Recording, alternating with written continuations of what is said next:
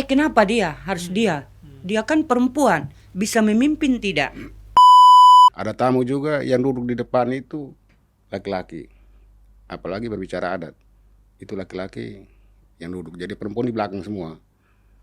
Jadi hal ini saya berpikir sampai kapan kita melihat wanita dari mata sisi laki-laki. Oh ternyata masak itu bukan pekerjaan yang perempuan saja gitu ya.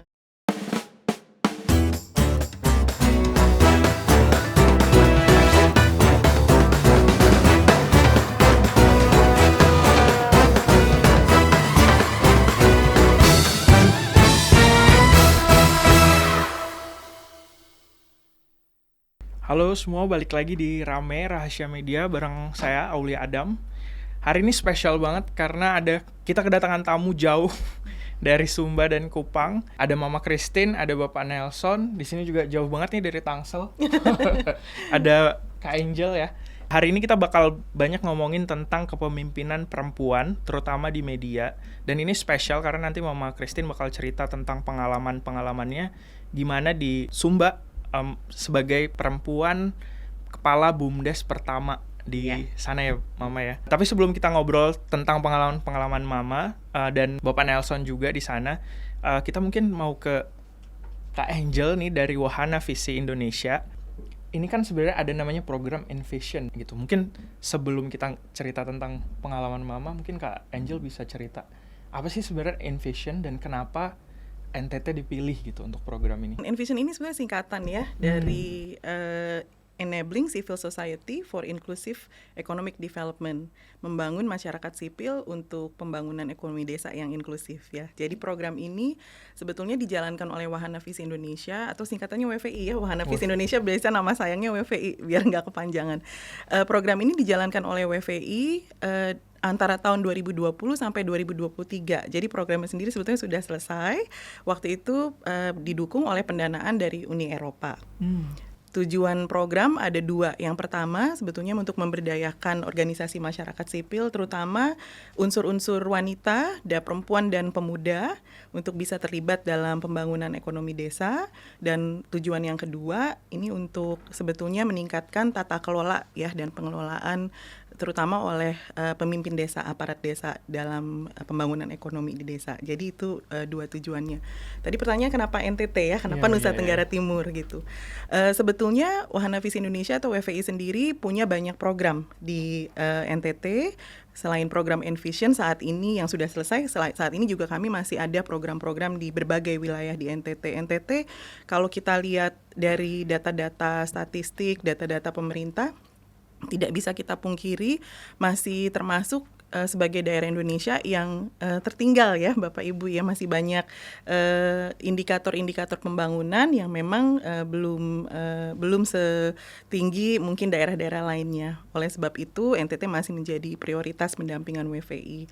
Selain itu juga kami melihat sebetulnya NTT sendiri banyak potensi ya, dari alamnya, dari budayanya, warisan budaya seperti tenun yang dipakai oleh Mama Christina dan Bapak Nelson juga hari ini itu sebetulnya banyak sekali potensi, terutama untuk potensi pengembangan ekonomi yang sepertinya belum termaksimalkan, dan bagaimana seluruh unsur masyarakat, terutama perempuan dan anak-anak muda juga bisa dioptimalkan dalam pengembangan ekonomi. Jadi itu yang membuat spesial gitu. Tapi sebenarnya kan maksudnya cerita kepemimpinan perempuan di Indonesia yang budaya patriarki yang masih banyak kan juga terjadi di mana-mana gitu. Tapi mungkin cerita yang kita jarang dengar terutama di media karena podcastnya Rahasia Media ya, adalah cerita dari teman-teman yang di timur sendiri gitu. Makanya Mama Christine ini champion ya kalau di program Envision ini gitu. Karena kalau Mama sendiri tuh gimana? Kenapa ingin dan tertarik gitu terlibat sama program Envision ini?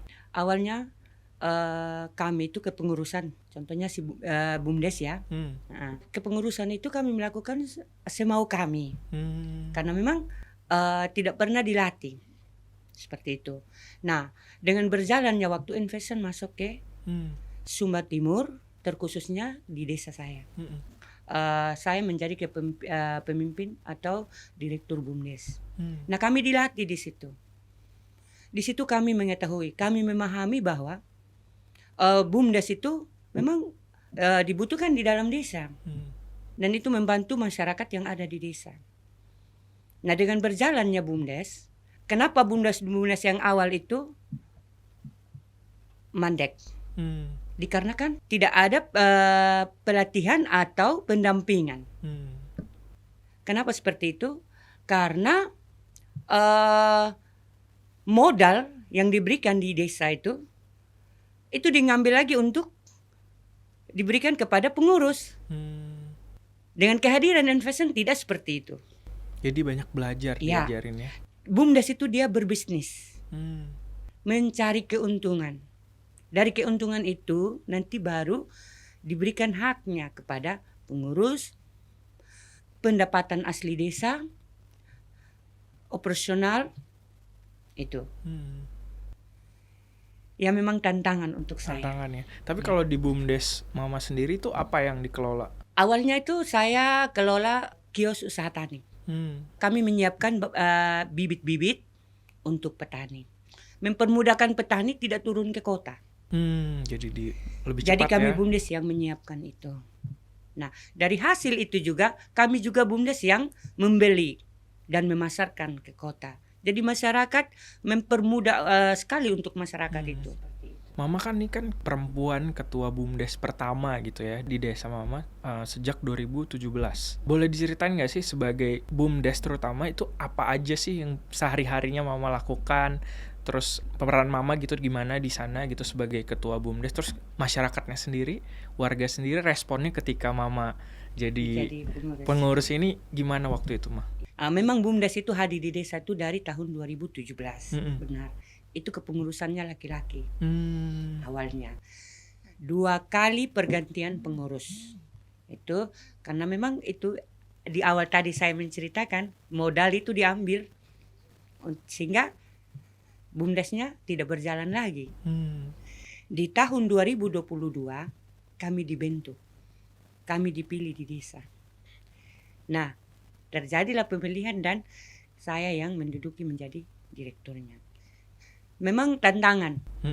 Tantangan buat saya seorang ibu rumah tangga dengan beban anak-anak yang masih bersekolah. Kenapa? Karena ya pemikiran kita tidak sama. Ya bisa saja terjadi. Kan? Oh, ya, dia jadi direktur BUMDes, dia kan pegang uang banyak.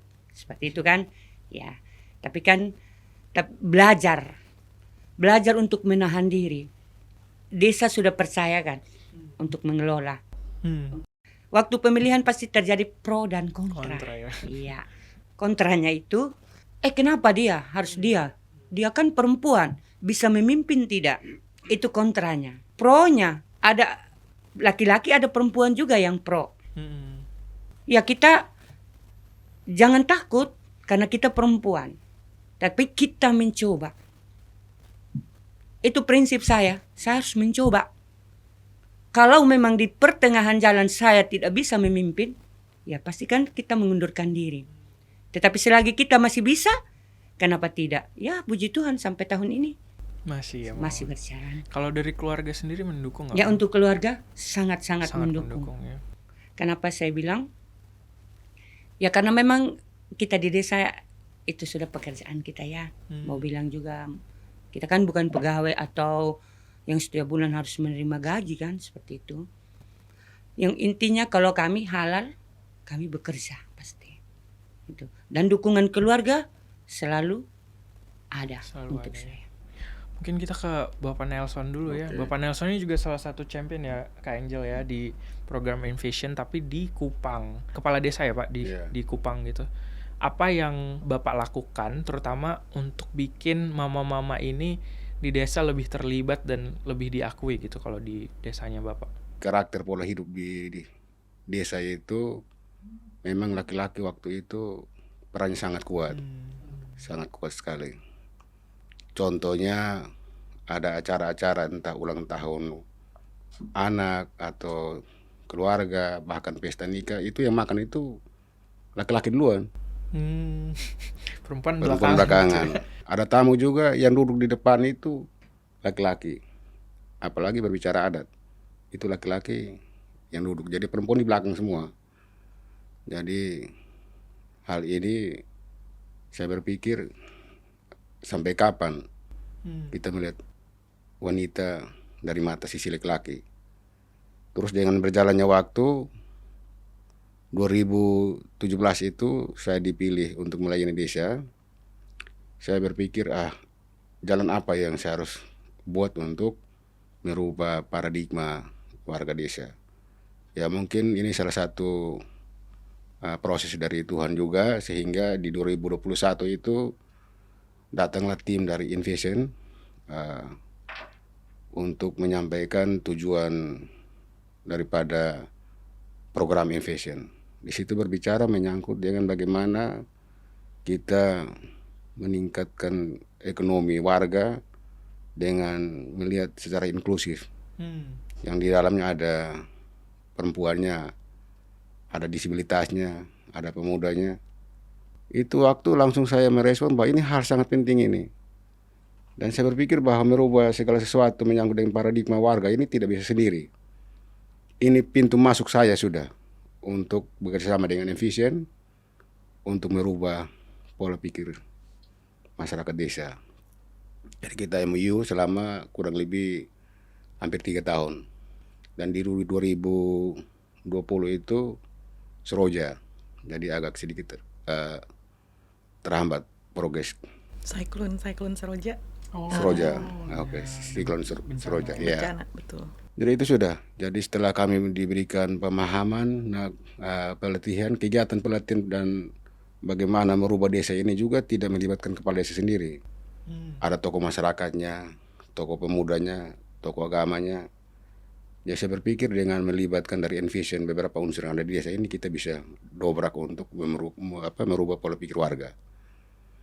Jadi dengan berjalannya waktu kita mulai muncul perubahan itu lewat musyawarah desa. Jadi sebelumnya itu musyawarah desa hanya menggunakan ruang gedung kantor desa. Nah itu mampu hanya tampung sekitar belasan orang. Itu awal-awalnya. Nah ini kita bangun ini dengan menggunakan dana desa, kan dana untuk seluruh warga yang ada. Jadi dengan jumlah penduduk 1687. Nah ini semua harus terlibat langsung. Jadi setelah kami dapat pemahaman dan ilmu dari Envision, kami beberapa orang ikut pelatihan itu, kami pulang, kami bersuara terus. Baik itu kami sampaikan lewat musyawarah, atau juga lewat ibadat rumah tangga, atau juga pada saat panen, kami menyampaikan bahwa perempuan, disabilitas, dan kelompok inklusif lainnya sama di mata warga desa dan punya hak yang sama untuk mendapatkan dana yang diberikan oleh pemerintah. Itu juga tidak secepat langsung tahun ini langsung berubah. Jadi butuh proses. Selama 3 tahun kami kerjasama dengan Envision itu, sekarang ini sudah mulai muncul perempuan-perempuan tangguh. Padahal dulu itu mau hadir dalam perkumpulan di warga saja susah. Sekarang sudah mulai muncul bahwa banyak perempuan-perempuan yang sudah bisa memimpin. Nah, saya berpikir bahwa dalam hal memimpin ini bukan sebagai kepala kantor, tidak. Memimpin hal-hal yang lebih kecil. Contohnya seperti perempuan itu dengan penghasilan yang dia buat dari kain tenun, itu dia sudah bisa merasa diri bahwa dia tidak rendah di mata laki-laki. Karena dia sudah punya pendapatan tersendiri. Kan ini kejadian laki-laki lihat perempuan di bawah ini karena memang laki-laki yang selama ini cari hidup. Jadi perempuan itu ditekan. Tapi setelah kita mendapatkan pemahaman dari Envision, kami sampaikan ke mama-mama orang bahwa apa yang ada pada diri mama-mama, potensi, contohnya tenun ikat, itu bisa menghasilkan dan bisa membantu pendapatan kehidupan keluarga. Mulai dari situ banyak perempuan-perempuan di desa sudah bisa menghasilkan. Jadi para suami itu mau menekan istri sudah enggan, mereka takut, takut. Bahkan kemarin saya masih kelakar lagi bahwa sekarang perempuan-perempuan di desa ini hampir sebagian besar itu sudah bisa bersuara, dan suara itu betul-betul mewakili seluruh masyarakat. Itu. Jadi saya sangat bangga sekali bahwa perempuan-perempuan di desa itu sudah bisa menjadi pemimpin dan suaranya bisa didengar. Saya kasih contoh bahwa setiap musyawarah desa itu usulan yang masuk itu dari kelompok perempuan itu dia urutannya nomor 2 dari kebutuhan yang sangat signifikan di desa. Nah selama ini jangankan nomor 2, yang paling terakhir saja dalam usulannya tidak bisa masuk. Itu salah satu contoh bahwa suara mereka sudah bisa didengar. Jadi inilah setelah kami kerjasama dengan Envision, perubahan-perubahan ini yang terjadi kami dapati. Kalau tadi kan Bapak Nelson cerita tentang apa ya, tantangan dari budaya sendiri gitu. Itu Mama rasakan juga nggak Mama di desa? Kayak untuk bersuara aja susah gitu, untuk karena perempuan gitu, bukan karena yang lain gitu. Itu pengalaman Mama sendiri gimana? Kalau saya sendiri sih di desa saya sama seperti Bapak Nelson ya, perempuan itu di belakang. Tetapi itu dengan banyak pemahaman yang kami dapatkan lewat Envision dan kami bersuara di desa bahwa perempuan juga itu bisa. Tidak seharusnya laki-laki saja yang bisa, kita juga perempuan bisa. Justru perempuan lebih kalau saya lihat ketimbang laki-laki. Contoh sekarang kalau di desa kami, justru perempuan yang lebih banyak datang pertemuan ketimbang laki-laki. Justru laki-laki lagi malas kan untuk ikut pertemuan. Karena itu biasanya ngobrol apa kalau di pertemuan? Ya tentang kemajuan desa, kelompok-kelompok ibu-ibu, kan di situ ada kelompok-kelompok juga saya di sana. Ada kelompok kerajinan, itu ada tenun ikat, ada buatan bakul itu kami di Sumba Timur itu. Contoh kan macam kain-kain yang lebih itu kan kami tidak bisa buat lagi seperti souvenir yang lain. Makanya saya minta kepada Envision kalau bisa peningkatan kapasitas itu untuk ibu-ibu. Artinya macam kain-kain yang terbuang itu kan tidak terbuang, tapi dia bermanfaat gitu untuk penambahan ekonomi rumah tangga. Kalau cerita, balik lagi ke cerita dukungan keluarga ya Ma. Aku lihat di videonya WVI juga Mama cerita banyak tentang di keluarga sendiri didukung sama suami yang nggak masalah dengan peran Mama sebagai ketua BUMDes, terus anak-anak juga support. Itu Mama bisa cerita sedikit nggak Ma? Kalau dukungan keluarga terkait suami dan anak-anak, ya kan saya kalau di desa banyak keluar ya. Karena memang banyak kegiatan saya di desa. Nah itu dukungan keluarga. Kalau dukungan suami, kalau untuk anak sih kan tidak ada lagi di dalam rumah ya, karena yang bungsu juga saya kan kuliahnya di sini. Jadi tinggal kami berdua. Jadi kalau saya dari desa atau pertemuan di kota itu pulang, ya itu dukungan suami pasti. Beliau sudah masak, sudah beres-beres, seperti itu ya. Ya kita juga perempuan bangga ya, kok bisa ya. Sebetulnya kan laki-laki itu tidak seperti itu. Kalau di budaya kalau di budaya kami orang Sumba. Tetapi itu tadi, apa yang kita dapatkan kita transferkan kepada keluarga. Memang tidak segampang kita membalikan telapak tangan ya, untuk membuat orang itu langsung ikut kita punya mau. Seperti itu. Tetapi dengan perlahan-lahan pasti mereka kan pasti akan mengerti dan melakukan itu. Dan itu juga yang saya rasakan di dalam keluarga. Di rumah juga itu terjadi ya. Terjadi. Gitu. Kalau ke Bapak sendiri gimana Pak?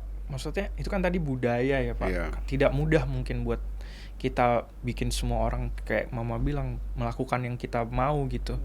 Di bapak-bapak sendiri gimana pengalamannya Pak Nelson untuk mengajak bapak-bapak mungkin melakukan juga yang seperti dilakukan suaminya Mama gitu? Apakah ada tantangan sendiri nggak?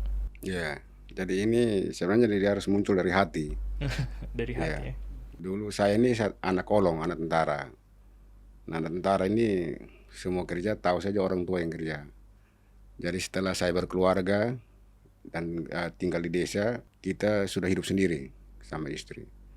Jadi saya sebagai petani, istri saya sebagai penenun. Saya berpikir bahwa karakter saya yang sedikit kasar ini harus ditinggalkan.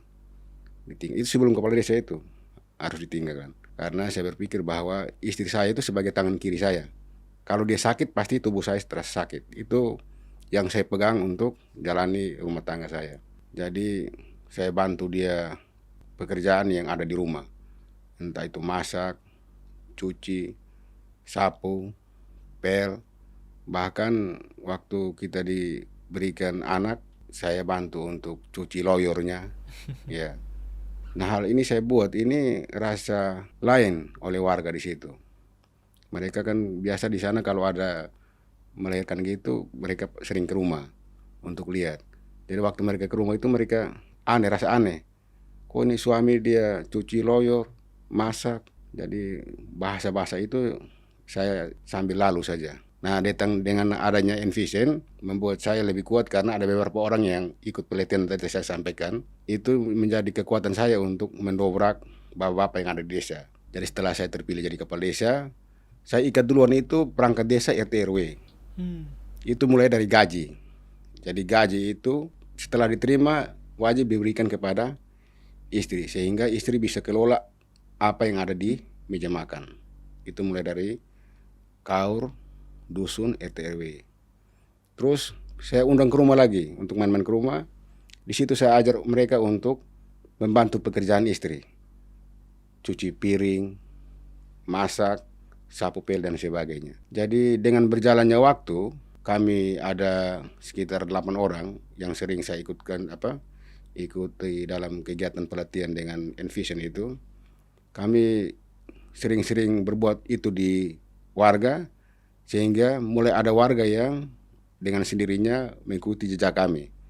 Jadi bahasa-bahasa yang kemarin itu bahwa itu pekerjaan perempuan itu mulai hilang perlahan-lahan. Jadi saya berpikir bahwa ini kita tidak bisa secara cepat. Jadi kita dengan terus melakukan, berbuat dengan ikhlas, dengan sendirinya bahasa-bahasa itu akan hilang. Dan itu terjadi, saya kira itu. Jadi kita pelan-pelan ya Pak? Ya, pelan-pelan. Tapi Bapak juga ternyata sudah melakukan dari sebelum jadi kepala desa juga di rumah sudah ternyata melakukan dan punya kesadaran itu ya? Itu pekerjaan bukan beban. Betul. Bukan beban. Jadi kayak memang sudah ada cikal bakalnya ternyata gitu ya dari awal juga. Pendekatan apa yang dilakukan sama WVI Kak? Terutama dengan challenge yang dihadapin sama Mama Christine dan komunitasnya Bapak Nelson juga. WVI sebagai organisasi sosial kemanusiaan Kristen yang fokus pada anak ya sebetulnya kami memang punya prinsip inklusivitas karena kami melayani tanpa membedakan suku, ras, agama maupun gender.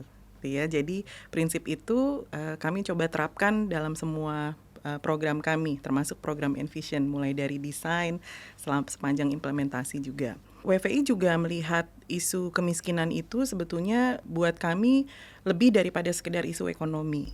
Karena kami punya pemahaman bahwa kemiskinan, terutama kemiskinan struktural itu disebabkan oleh ketidakadilan atau ketimpangan yang seringkali disebabkan oleh relasi yang tidak baik-baik saja. Relasi antar manusia, relasi antara satu kelompok dengan kelompok lainnya, relasi antara manusia dengan Tuhan, relasi antara manusia dengan lingkungan juga ya, yang menyebabkan isu-isu kemiskinan. Nah, kami melihat sebetulnya di NTT isu ketidaksetaraan gender itu juga menjadi salah satu penyebab mengapa siklus kemiskinan struktural di sana tidak mudah untuk diputus, gitu ya. Jadi program seperti Envision ini sangat membantu. Kenapa? Karena programnya sendiri memang dirancang, didesain supaya semua unsur masyarakat, laki-laki maupun perempuan, anak maupun orang dewasa, pemuda, jadi dari berbagai usia, bahkan juga sebetulnya ada unsur untuk mengikutsertakan anggota masyarakat yang dengan disabilitas. Jadi antara yang non disabilitas dengan disabilitas juga bisa ikut berpartisipasi. Karena itu semua kelompok unsur masyarakat dilibatkan sejak awal juga ya. Jadi pemetaan masalah juga sebetulnya masyarakat yang mengusulkan gitu. Karena kan setiap desa mungkin permasalahannya beda-beda. Kenapa BUMDes di desa Mama Christina tidak jalan? Alasannya mungkin berbeda dari kenapa BUMDes di desa Bapak Nelson kurang berkembang gitu ya. Jadi itu pemetaan permasalahan juga ditentukan oleh warga sendiri.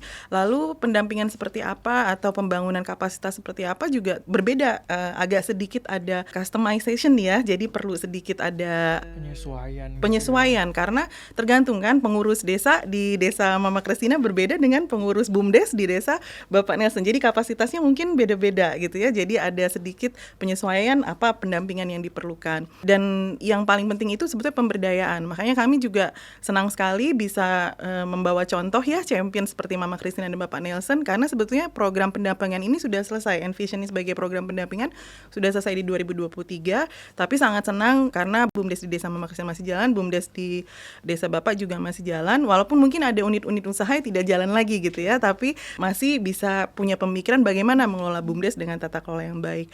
Dan ini juga contoh yang sangat baik karena dua contoh berbeda. Mama Kristina mewakili pengurus BUMDes, sedangkan Bapak Nelson sebenarnya mewakili aparat desa gitu. Karena ini harus jalan bareng. Kami mulai Envision ya di 2020 itu sangat menantang karena sebetulnya boleh dibilang pendampingan yang nyata itu baru bisa mulai di 2022. 20 itu pemetaan permasalahan, lalu ada Covid ya waktu itu kita ya. Jadi 21 ada cyclone Seroja, lalu ada Covid. Jadi banyak sekali permasalahan, banyak BUMDes yang tidak jalan.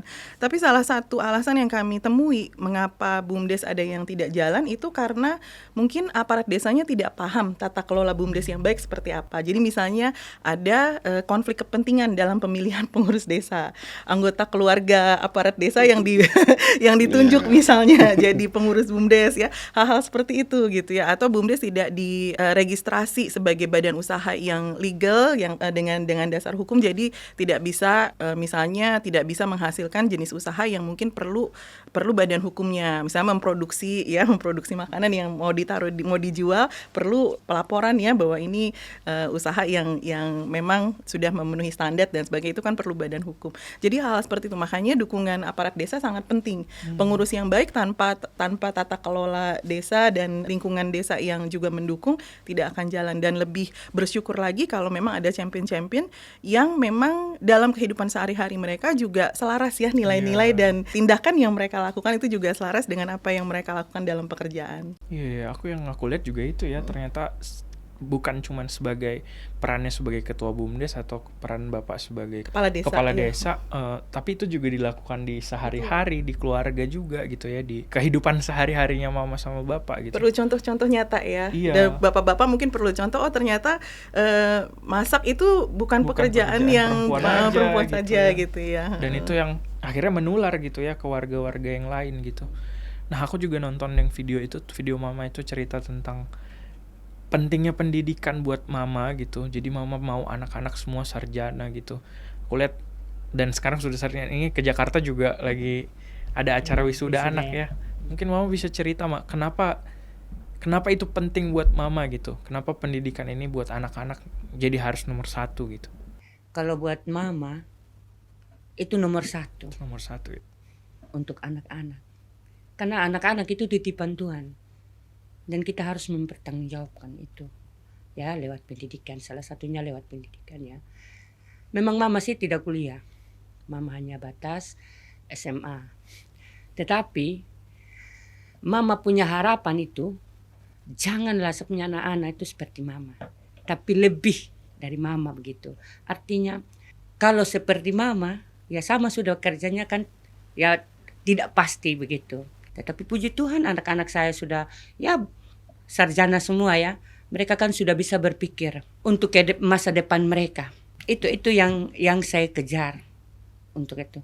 Jangan lagi seperti Mama. Intinya kalau kami orang tua, kalau sudah tua, ya mereka lah yang bertanggung jawab atas kami selaku orang tua, selaku anak. Jadi beban itu untuk kami orang tua tidak ada lagi terhadap anak gitu. Itu intinya, kata kasarnya kalau kami mati dengan tenang. Tidak ada beban lagi untuk anak-anak kami. Sudah dilakukan itu semua ya, iya. Mama. Nanti contoh kalau kita tidak kasih sekolah ya, Mama ini kasih lahirin kami tapi tidak ada tanggung jawab. Mama tidak mau yang seperti itu. Kakak-kakak kuliah di mana, Ma? Yang paling kakak itu di Bali. Oh, di Bali. Iya, yang nomor 2 di Jakarta, yang nomor 3 ini di Bogor. Ya, kalau mau lihat video saya ya, ya itulah rumah saya, keluarga saya. Kalau mau bercerita keluarga, yang mau bilang paling miskin. Tapi saya punya niat untuk anak-anak saya. Saya nekat. Saya tidak mau anak-anak saya seperti saya. Intinya saya kerja yang halal, pasti Tuhan berkati.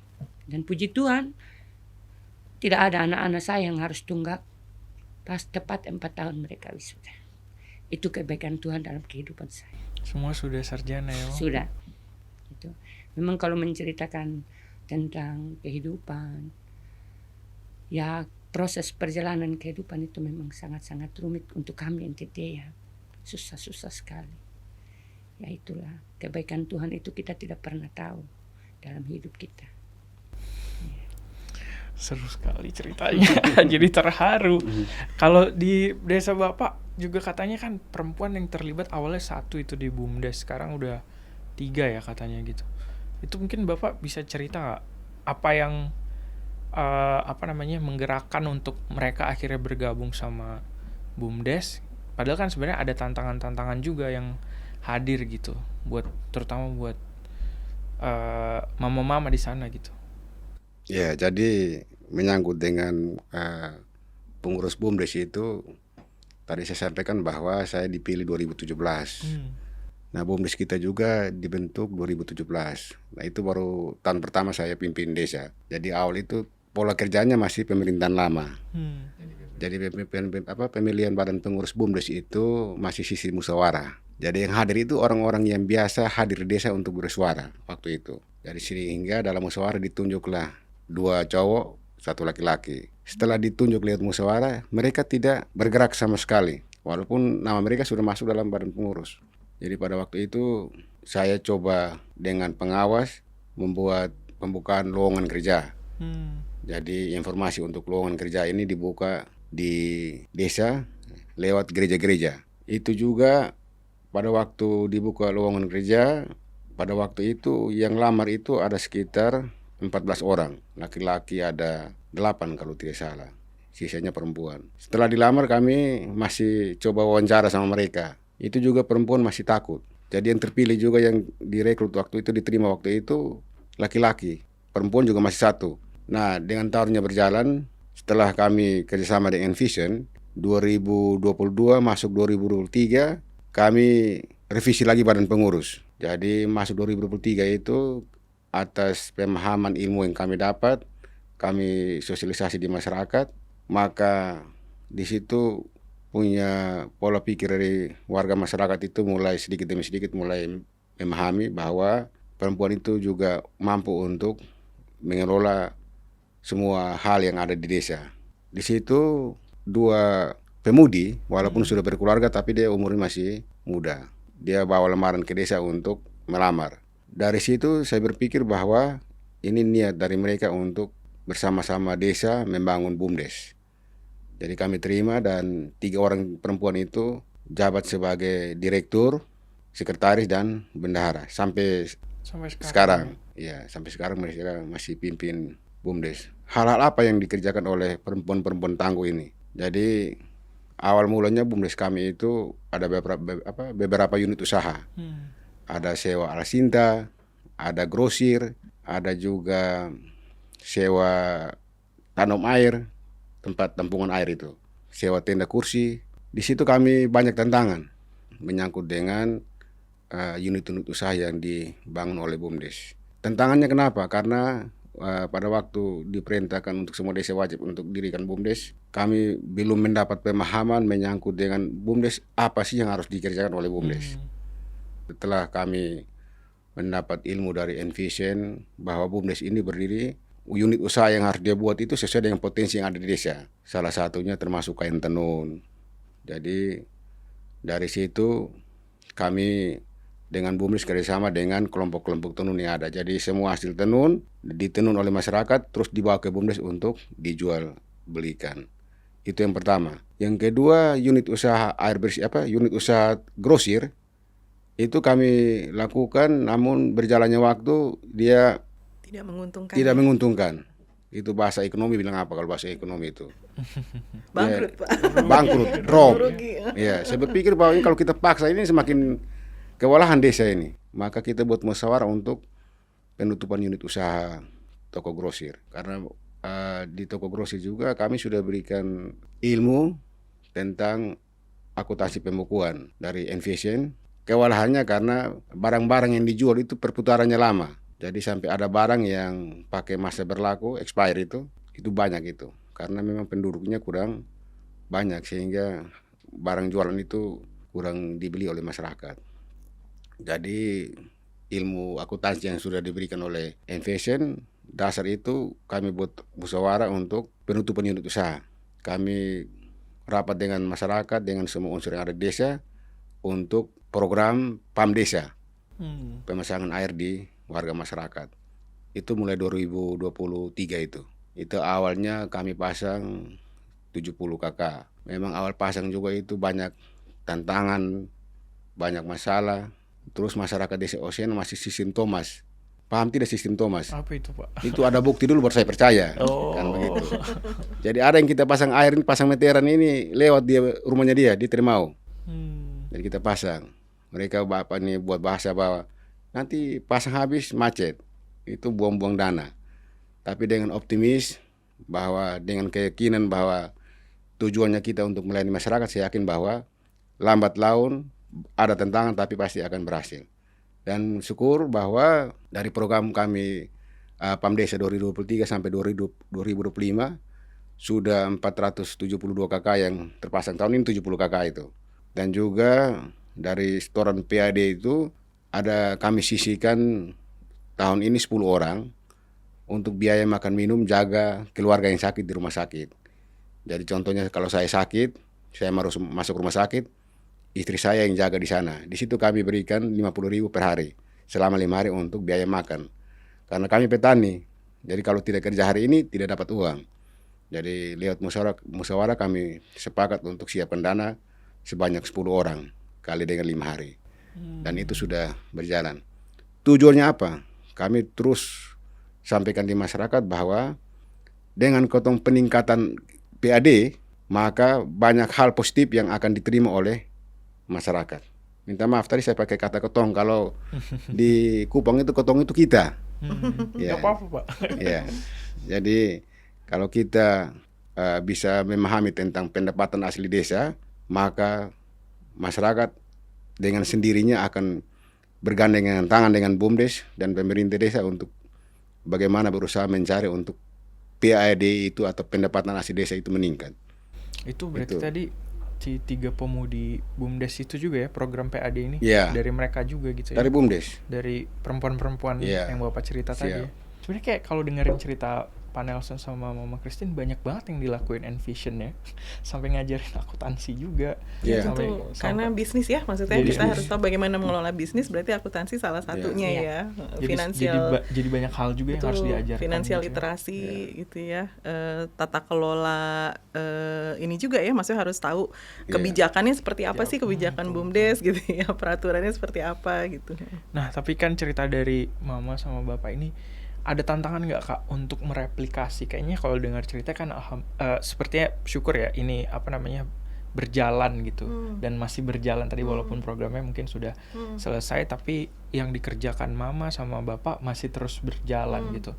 Tantangan buat mereplikasi atau supaya makin banyak Mama Christine yang ada di sana sama Bapak Nelson di sana apa kira-kira, Kak? Tantangan pertama sih tentunya bisa menemukan mitra-mitra seperti Mama Christine dan Bapak Nelson ya, champion dari masyarakat sendiri gitu. Kita tidak pungkiri juga mungkin juga ada BUMDes yang didampingi oleh program Envision saat itu, setelah di 2023 selesai mungkin sekarang tidak bisa berjalan dengan baik gitu karena sudah tidak didampingi, mungkin tidak bisa menerapkan pembelajarannya. Tapi bisa jadi karena itu tadi ya, aktor-aktor utamanya tidak ada mungkin. Nah, buat WVI sendiri sebetulnya memang salah satu komitmen WVI itu adalah pakai terminologi pengembangan transformasional. Pengembangan transformasional itu apa? Buat kami itu sebenarnya pemberdayaan anak dan masyarakat yang betul-betul berdasarkan kepada kemampuan mereka sendiri gitu. Kita harapkan ke depannya memang anak dan masyarakat bisa mencari solusi, menjawab solusi permasalahan mereka sendiri gitu ya. Menurut kami memang kita tidak bisa pungkiri wilayah-wilayah seperti NTT ada ketimpangan akses ya, masih ada akses layanan publik dan sebagainya yang mungkin belum sama seperti yang kita nikmati di Jakarta, di Jawa gitu ya. Dan juga mungkin ada implementasi kebijakan yang belum merata sampai ke sana. Tapi yang paling utama memang bagaimana kita bisa memberdayakan. Jadi pembukaan akses atau pembangunan fisik, infrastruktur itu kalau tidak didampingi oleh pemberdayaan masyarakatnya sebetulnya tidak bisa jalan juga gitu ya. Misalnya kayak BUMDes itu ya Pak ya, sudah ada kebijakannya, ada peraturannya, bahkan ada modalnya sebetulnya, ada dana desanya, tapi kalau yang menjalankan tidak punya kapasitas, akhirnya nggak jalan juga. Jadi buat kami memang bagaimana bisa terus mendampingi pemberdayaan itu, dan itu biasanya prosesnya jangka panjang, karena kan seperti tadi cerita Bapak Nelson sama Mama Christina juga, sebetulnya bukan hanya kapasitas secara kognitif ya, secara pengetahuan, tapi juga perubahan paradigma berpikir gitu ya, perubahan mendobrak budaya gitu. Bahkan kadang-kadang yang jadi tantangan aktor-aktor seperti Bapak Nelson atau Mama Christina ini di awal-awalnya mungkin mendapat cemooh dari lingkungan sekitar, atau mungkin tidak didukung ya, sampai sudah ada buktinya gitu ya Pak ya, baru mendapatkan dukungan. Jadi buat kami itu dari bagaimana bisa mendampingi jangka panjang. Jadi program apapun yang WVI coba untuk mulai untuk rancang seperti Envision ataupun program-program lainnya, kami selalu membawa unsur pengembangan pemberdayaan itu dengan harapan kalau programnya selesai dampaknya masih berkelanjutan dan usaha-usahanya bisa dilanjutkan sendiri. Jadi sebetulnya tadi cerita Bapak Nelson misalnya contoh usaha grosir yang tidak jalan, itu sebetulnya contoh baik. Oke, mungkin buat BUMDesnya waduh ini ada unit usaha yang gagal. Tapi baik sekali karena ada pengelolaan. Berarti ya kalau udah tahu ada unit usaha yang gagal, ya itu ditutup saja. Kita cari unit usaha yang memang bisa menghasilkan gitu. Jadi itu sebetulnya bentuk keberhasilan pengelolaan gitu ya. Lalu di BUMDes Mama Christina juga ada penggantian pengurus gitu ya, dan pengurus yang sekarang bisa menjalankan dengan unit usaha yang menghasilkan juga. Jadi hal-hal seperti itu perlu dilanjutkan karena program biasanya pendek gitu ya. Organisasi seperti WVI tidak akan ada selamanya. Jadi memang itu yang jadi tantangan. Bagaimana mereplikasi, bagaimana bisa mendampingi supaya kita punya aktor-aktor utama yang ada dalam masyarakat sendiri. Betul, dan mereka bisa jadi contoh dan mereplikasi dan memberikan kesempatan ya buat anak muda, buat anggota masyarakat lain untuk terlibat. Kami juga mengundang mungkin semua orang ya yang mau terlibat dalam pemberdayaan masyarakat, boleh banget. Jadi kerja-kerjanya terus berlangsung betul. Terutama pemberdayaan warganya gitu. Tapi tadi mungkin sebelum kita, ini udah waktunya memang makin mengerucut, makin pendek. Tapi aku mau denger deh cerita. Misalnya balik lagi ke awal, Mama mungkin ya di desa gitu, gimana cemooh-cemoohan apa yang datang dari warga yang Mama rasakan gitu, yang mungkin jadi tantangan banget untuk waktu itu memulainya gitu. Ada cerita itu nggak? Mungkin Bapak Nelson juga punya cerita, tapi dari Mama dulu. Iya. Kalau tantangan itu pasti ya. Itu waktu kami dipilih jadi pengurus, cemooh-cemooh dari masyarakat yang kontra itu pasti. Kok kenapa dia? Kok banyak laki-laki di desa, kenapa tidak ngambil? Kenapa harus perempuan? Apakah dia bisa tidak memimpin BUMDes? Tapi saya punya prinsip, saya coba dulu. Kenapa saya harus dengar mereka ngomong? Sedangkan saya belum mencoba. Kalau memang dalam berjalannya waktu, kalau saya gagal ya memang saya harus gagal. Tetapi dalam perjalanan kalau saya tidak menemui kegagalan itu, kenapa saya tidak lanjutkan seperti itu? Namanya belajar ya. Iya, kita belajar. Makanya kami itu bersyukur benar. Envision itu membuka wawasan kami, yang walaupun kami tidak setara dengan sarjana, tetapi adalah pengalaman-pengalaman yang kami dapatkan gitu, yang bisa kami tanamkan di desa kami. Dapat merubah pola pikir masyarakat di desa untuk lebih berkembang lewat BUMDes. Kalau Bapak Nelson gimana di awal? Pak, tantangan mungkin yang secara personal gitu, kayak jadi bikin mikir gitu, kayak ini udah benar nggak ya, karena banyak yang mungkin dapat omongan apa gitu dari warga atau dari teman mungkin bahkan atau dari keluarga gitu, ada hal-hal kayak gitu nggak yang terjadi? Ya, saya kira tantangan ada. Ini Ibu Kristen direksi BUMDes itu tantangan ada, apalagi saya selaku kepala desa. Apalagi saya juga pendatang. Bahasa daerah situ saya tidak tahu. Jadi bahasa yang dimunculkan oleh warga itu bahwa dia tidak tahu bahasa daerah. Terus dia diktator. Orangnya keras. Ya. Memang juga saya tidak punya niat untuk menjadi kepala desa. Jadi sistem pemilihannya kan ada utusan dari masing-masing dusun itu. Jadi saya di wilayah dusun 3. Jadi orang tua di situ ke rumah saya untuk minta sebagai kepala desa. Saya menolak sampai 3 kali. Tapi karena sudah sampai 3 kali orang tua ke rumah, kali keempat saya menerima, tapi dengan catatan bahwa ini masih ada proses administrasi dan proses pemilihan. Kalau tidak terpilih, saya minta maaf sekarang. Tapi ini karena mungkin rancangan Tuhan, sehingga pada pemilihan 2017 itu saya dipilih oleh masyarakat. Nah, ini tantangan pribadi saya, bagaimana saya bisa melayani masyarakat itu dengan kekurangan saya. Bahasa daerah tidak tahu ciri khas orang asli situ. Terus pemerintahan yang ada pada waktu itu tidak setuju dengan saya. Jadi banyak hal yang dicemoin oleh warga masyarakat. Jadi tahun pertama itu saya melakukan semua proses di desa itu, saya koordinasi langsung dengan kecamatan. Itu tantangan terbesar itu dari rumah kantor desa, itu perangkat desa. Saya juga tidak tahu menggunakan laptop. Saya belajar otodidak. Saya berpikir bahwa tantangan itu sebagai kekuatan saya untuk melangkah lebih kuat lagi ke depan. Jadi saya akan membuktikan bahwa dengan campur tangan dari Tuhan, karena Tuhan yang tunjuk saya sebagai kepala desa, maka saya yakin bahwa saya akan melewati tantangan-tantangan itu. Dan dengan berjalannya waktu, dalam jangka waktu 2 tahun, saya sudah bisa operasi komputer, laptop itu. Bahkan sampai sekarang yang pegawai perangkat desa lama belajar lagi ke saya, itu cara menggunakan laptop. Lumayan banyak ya tantangan di awal, bahkan dari awal sudah ada tantangan gitu ya Pak. Sayang sekali waktunya sudah habis. Sebenarnya banyak cerita seru yang mungkin masih bisa di-sharing ya sama Mama Christine, terutama sama Bapak Nelson, cerita-cerita dari sana. Tapi saya mau makasih dulu sudah hadir jauh-jauh dari Sumba, dari Kupang, untuk cerita sharing pengalamannya di sini, sama yang dari paling jauh nih kayak dari Tangsel juga. Makasih ya Kak Angel buat hadir. Kita ketemu di episode berikutnya.